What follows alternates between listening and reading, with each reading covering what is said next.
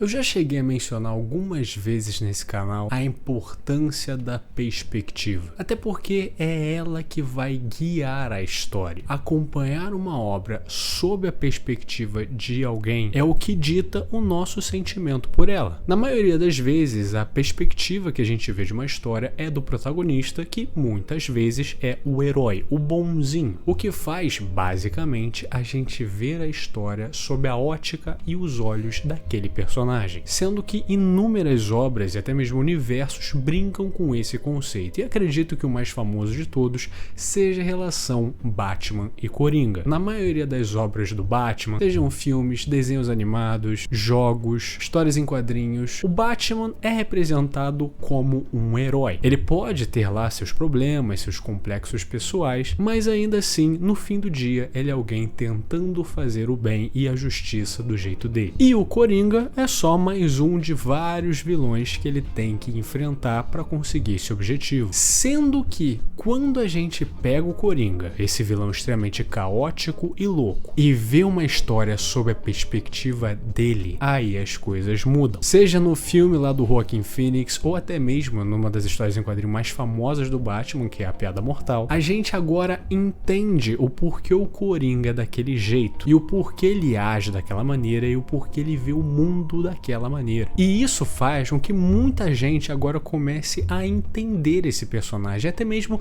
se identificar com ele, talvez até mais que o próprio Batman. Com esse simples jogo de perspectiva, a gente começa até preferir um personagem a outro, simplesmente pela mudança de ótica e ver como uma história é contada sob a perspectiva de outro personagem. E se tem uma obra que faz isso muito bem, é a parte 7 de Jojo. Para muitos, a melhor parte, uma parte verdadeiramente eletrizante. Mas sabe o que é eletrizante também? O nosso primeiro patrocinador. Então agora eu vou deixar o Dante do passado falar com vocês. Por que eu tô com a camisa diferente? Porque eu sou o Dante do passado, vindo aqui para trazer um presente para o seu futuro bem próximo. Porque o maravilhoso patrocinador de hoje é o World of Warships. Um jogo extremamente famoso, extremamente conceituado. Muito provavelmente você já deve ter visto alguma gameplay na internet, o Jovem Nerd já jogou e tudo mais. Um jogo online com temática de guerra naval, totalmente gratuito e disponível para PC, onde você pode controlar inúmeros navios de guerra, vários modelos diferentes, e existem vários comandantes para controlar os seus navios, que vão desde figuras lendárias e históricas até personagens fictícios que você ama. Além disso, diferente de Jojo, que é o tema desse vídeo, todos os navios são historicamente apurados, baseados em documentos históricos e plantas verdadeiras. Porém, é óbvio que não seria tão simples, né? Só o World of Warships chegar aqui, Dante, vamos aí.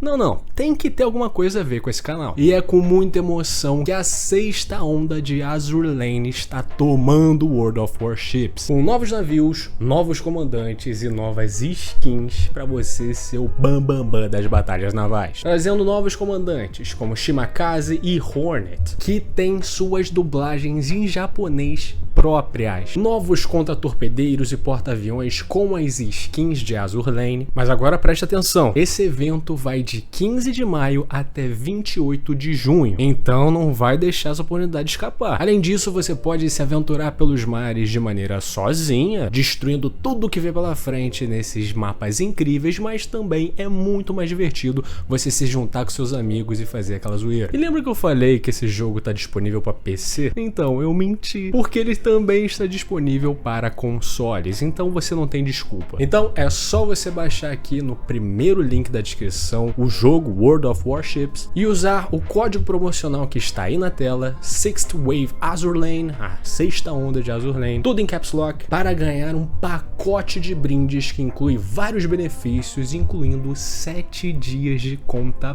premium, os comandantes Fuso e Shimakaze e o navio japonês Fubuki. Então assim, o jogo já é de graça e você usando esse código vai ganhar tudo isso de graça, Zé. E esse sendo o primeiro patrocínio desse canal, é de extrema importância que vocês utilizem esse link, baixem o jogo, utilizem o código promocional, porque isso vai mostrar para todo mundo que esse canal aqui merece ser investido. Então me deem essa força e muito obrigado World of Warships por patrocinar esse vídeo. A parte 7 de JoJo, Steel Ball Run, talvez seja a mais amada. E é maneiro pensar que ela é tão famosa mesmo tendo só disponível na mídia mangá. Tem muitos rumores dela um dia ser adaptada para anime, mas isso ainda não foi confirmado. Mas se for, vai ser fantástico. E ela é uma parte tão aclamada e amada porque ela é a primeira parte que abandona um pouco o conceito do shonen e mergulha fundo no que a gente conhece como seinen. Todas as outras partes de JoJo são meio que um híbrido. Algumas são mais shonen, outras são mais seinen, mas a parte 7 é um verdadeiro seinen. Aqui as histórias são muito mais profundas e consequências são bem mais pesadas. E o enredo dela é bem simples. Vai ocorrer uma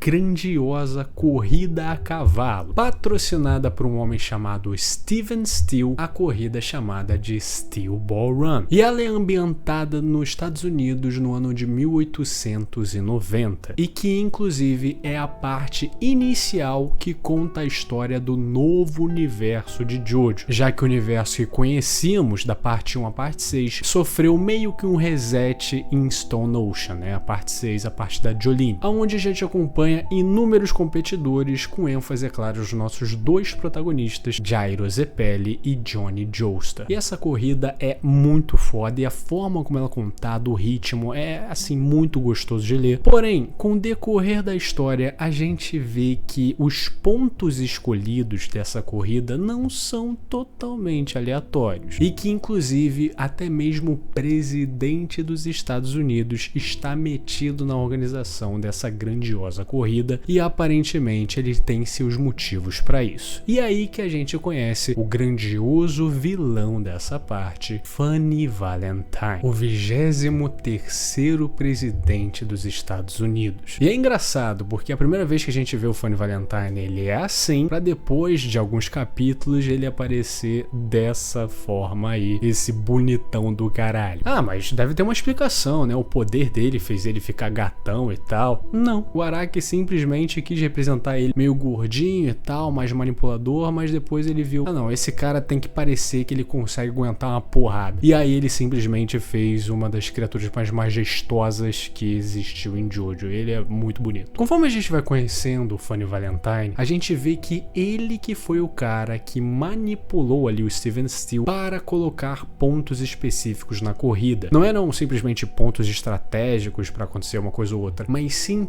pontos específicos para aparentemente achar partes de um cadáver de algum ser que interessava esse presidente. E com isso que a gente começa a ver o seu passado. Mas essa história é até um pouco clichê, né? Presidente de um país como vilão, o negócio é até meio caricato. E conforme a história vai passando, a gente vê rudimentos da história dele sendo contada. E inicialmente, ela é contada de maneira bem singela, quase nem aparecendo na história em si, e só meio que uma nota de rodapé antes do capítulo começar. Todos nós fomos presos em areia movediça, e eu fui o único sobrevivente. Assim testificou o Valentine. Foi assim que ele encontrou o cadáver. Depois disso, Valentine de repente começou a crescer nos resultados. Com a sua proeza política e popularidade crescente, Valentine virou o 23º presidente dos Estados Unidos. Bom, mas que cadáver é esse? Por que tem um mapa? Por que ele estaria tão interessado em achar a porra de um cadáver? Bom, vamos lá. Eu não quero dar muitos spoilers, mas saiba que, muito tempo atrás, um homem chamado José de Arimateia estava vendo um homem que foi muito sagrado no passado, aonde ele apontava 9 localizações com a areia que estava próxima aos seus pés. E antes de ir, ele apenas disse: tudo anda em círculos, e foi embora. Essas 9 localizações pareciam lugares em um mapa, mas ninguém descobriu o que ela significava. Mas o José de Arimateia documentou a informação e ficou obcecado por ela. Depois disso, a gente vê um pouco da trajetória daquele homem misterioso, zarpando pelos mares e viajando por aí. aí, até que ele morreu e após a sua morte surgiu um grande terremoto que partiu o chão com força. Depois disso, uma grande tempestade, mas o cadáver nunca apodreceu. Ao invés disso, ele foi partido em 9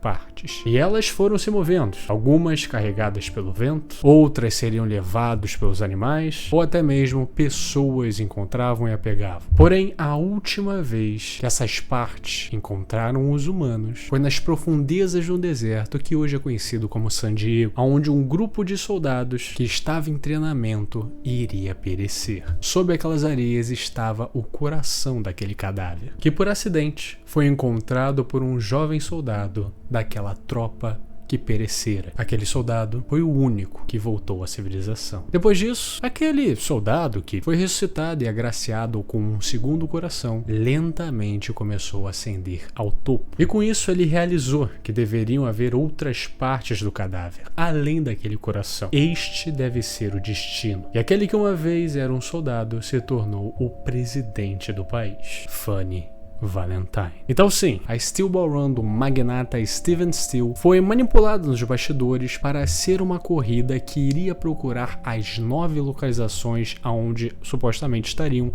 as 9 partes do cadáver que foi partido lá atrás daquela figura sagrada do passado. E se você tiver uns 2 neurônios, você já sabe quem é. Isso tudo já é muito maneiro e convenhamos bem Jojo, né? Bem bizarro. Mas é quando a gente vê o porquê Fanny Valentine é do jeito que é, conhecendo o seu passado e o porquê ele decidiu ir tão longe, que a gente vê que esse personagem é digno de uma obra seinen, como eu disse antes. Até porque se você acha que Fanny Valentine tá fazendo tudo isso só pra procurar um cadáver e ele acha que é destino, não. Tem muito mais coisa aí. Quando Fanny era criança, um homem chamado Capitão Valentine chegou em sua casa, aparentemente com uma mensagem. Conversando com o garoto, ele fala que ele está lá sobre um lenço. Ele foi até ali para contar a história desse tal lenço. Ele diz que o lenço não é dele, mas pertencia a um grande amigo dele. E esse amigo tinha o hábito estranho de escrever datas em tudo. Escrever a data na bota, na cadeira, até mesmo nas suas cuecas. Esse grande amigo dele era um soldado a serviço do país, que infelizmente, na última guerra, foi capturado e torturado pelos inimigos. Esses tais inimigos não paravam de pressionar. Inúmeras perguntas. Quantos homens há em vossa unidade? Que tipo de arma estão usando? Mas ele se mantinha firme, nunca falava nada, mas estava a ponto de ceder. Quando ele sentiu isso, ele jurou que protegeria aquele lenço a todo custo. Afinal, há uma data bordada nele, 20 de setembro de 1847. Uma data que o fazia recordar a sua família. Afinal, pensar na própria família era pensar na própria pátria. E graças àquele lenço, ele foi capaz de suportar tudo que ele sofria. Afinal, sua família está em sua pátria. Logo, se ele quer defender uma, ele tem que defender a outra. Mas ele sabia que se os guardas vissem aquele lenço, obviamente seria confiscado. Mas ainda assim, ele foi capaz de escondê-lo. Foi devido a ele que escondeu aquele lenço e foi capaz de suportar tudo e não entregar ou ceder a ninguém, que a companhia do Capitão Valentine sobreviveu. E aonde ele escondeu o lenço, por conta do que ele estava vivendo, ele já estava cego do olho esquerdo. Então, ele simplesmente arrancou aquele olho que não servia para nada e escondeu o lenço naquela cavidade. Essa data é do seu nascimento. Ele era o seu pai. O patriotismo é a mais bela virtude do mundo. Qualquer animal pode se arriscar para proteger sua prole, mas somente os homens, os mais nobres deles, podem acreditar que se arriscarem suas vidas pela honra de sua nação, poderão manter suas famílias a salvo. Só não confunda essa mentalidade com a de algum fanático. Ele termina falando que ele tem orgulho de ser um dos amigos do pai do Fanny e por fim entrega aquele lenço para ele. Agora a gente entende que esse personagem não tá em um caminho por simples destino ou sonho ou objetivo divino ou coisa do tipo. Ele é alguém que desde criança teve que ouvir essas palavras perturbadoras e foi incutido um sentimento fortíssimo nele nesse estado. Agora as peças começam a se encaixar. Por que ele virou presidente dos Estados Unidos? Foi só porque ele ganhou uma nova chance, tá com um coração bizarro e enfim? Não. Tem mais profundidade. O homem é um patriota bizarro e tomou o exemplo de seu pai como um exemplo de vida. Sendo que, como eu disse, a gente está falando aqui de uma perspectiva de como esse personagem enxerga o mundo em que ele vive. E sabendo agora de todas as informações de como esse personagem foi criado e o passado dele, agora sim a gente pode chegar para uma das sacadas mais geniais que a parte 7 tem: o princípio do guardanapo. Eu não vou explicar muito o contexto da cena em si, mas saiba que Fanny Valentine está conversando com a sua esposa Scarlett, enquanto ela indaga ele sobre a corrida. Ele diz ali que a corrida é popular, então é interessante que o presidente esteja, envolvido. Mas ela diz que as ações que ele está tendo fazem parecer que essa corrida seja muito mais importante do que parece. Então Fanny começa a falar: quando a corrida acabar, o que ocorrerá nesse planeta? Suponhamos que você esteja sentado à mesa e os guardanapos estão à sua frente. Qual deles você pega? Aquele à sua esquerda ou à sua direita? Ela fala que normalmente ela pegaria o que está na esquerda. Ele diz que sim, isso está certo. Porém, nesta sociedade, esse pensamento não é de todo verdade. E talvez isso se aplique a